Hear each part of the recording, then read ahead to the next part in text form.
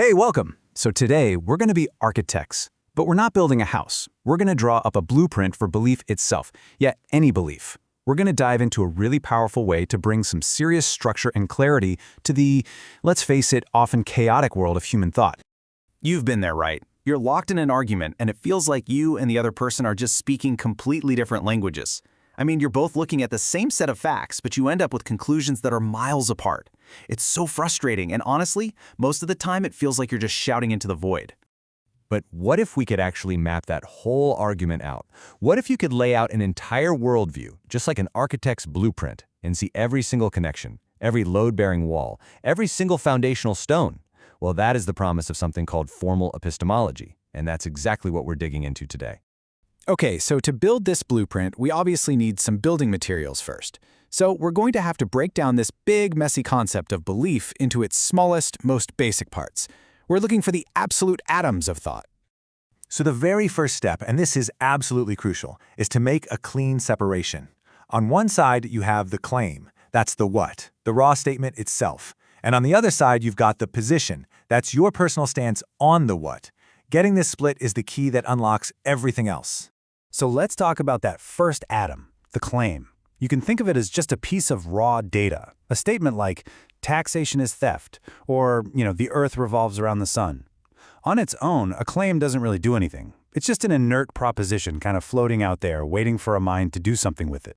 And that brings us to the second atom, the position. Now, this is the active human part of the whole system. If the claim is the noun, the position is the verb. It's the stance you, as a thinking person, decide to take. This is what breathes life and, actual conviction into just a plain old statement. Now, in this formal system, there are only three, and I mean only three, possible positions you can take toward any given claim. You can believe it's true. You can disbelieve it, which, and this is important, means you're actively saying it's false, or you can hold the position of uncertainty, saying the truth is unknown. And that's it. For any one claim, you can only hold one of these positions at a time. All right, so we've got our two atoms, the claim and the position. Now let's do what comes next. Let's snap them together and see what we get. This is how we form the very first stable molecule of any worldview. And the formula, well, it's actually super simple. A formal belief is just an ordered pair. You take a claim, C, and you pair it with a position, P. That's it. This little combo is the fundamental atomic unit of any belief system you can imagine. It's simple, it's elegant, and it is incredibly powerful. Let's put this to the test. Let's start with a big claim. A deity exists. Now, if your position on that specific claim is belief, then the result is the formal belief of theism. Boom, you're a theist. See how clean and precise that is? Okay, now let's keep the exact same claim. A deity exists. But this time, our position is disbelief. The result? Atheism. And notice the really sharp distinction here. In this framework, an atheist isn't just someone who kind of lacks a belief. They are holding an active position of disbelief toward that specific claim. And one last time, same exact claim. If your position is uncertainty, the result is agnosticism.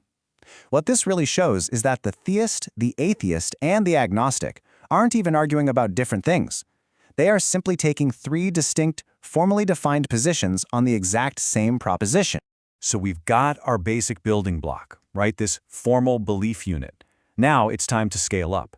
Let's see how these little blocks connect with each other to construct the entire blueprint of a mind. So the architecture basically looks like a tree. Right at the top, you've got the root. That's the main conclusion, like, we should halt AI development. This conclusion is what we call a parent node, and it's held up by other beliefs, the child nodes. And if you follow those supports all the way down, you eventually hit the bottom, the axioms. These are the bedrock beliefs that aren't supported by anything else. They are the just because, or it's self-evident, truths of someone's worldview. Okay, but wait a minute. This brings up a really important question, doesn't it? We see how one belief supports another, but what's the logical mortar holding them together? So often, we make these intuitive jumps that aren't strictly logical. How does the blueprint account for those? Well, the answer is a tool called implied premise formalization, or IPF, and its whole job is to find those hidden connections, the unspoken if-then rules we use all the time, and drag them out into the open. It turns our gut feelings into concrete beliefs that we can actually look at and examine. Let's look at a pretty common example. Someone might argue, premise A, AI development is accelerating like crazy. Premise B, human biological evolution is super slow. Conclusion C, therefore, we have to halt AI development. Now that might feel like it makes sense, but logically, there's a big gap in there. And this is the crucial point. Even if we all agree that A is true and B is true, they don't mathematically force you to accept C. There's a missing link. To get from those two facts to that conclusion requires a hidden belief that's doing all the heavy lifting. So IPF goes in and extracts that hidden belief. It formalizes it as its own claim. If AI accelerates and human evolution is slow, then we must halt AI. This is the real engine of the argument. The actual debate isn't just about the facts of A and B, it's about whether you believe this conditional if-then rule is true. Okay, so now we have the whole blueprint. We've got the beliefs, we see the structure, we've even uncovered the hidden logic. So now we can set up some clear, productive rules of engagement for how to actually use this thing in a real conversation. These rules are formally known as the recursive contestation protocol. I know, it sounds super technical, but it's really just the official algorithm for having a productive argument. It's a system that makes sure you're always aiming your disagreement at the right part of the structure. So here's how it works. You start by disagreeing with the main conclusion, the root of the tree.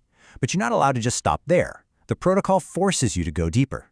To challenge that conclusion, you are required to challenge one of its supports, either one of the child beliefs or that hidden implied premise connecting them.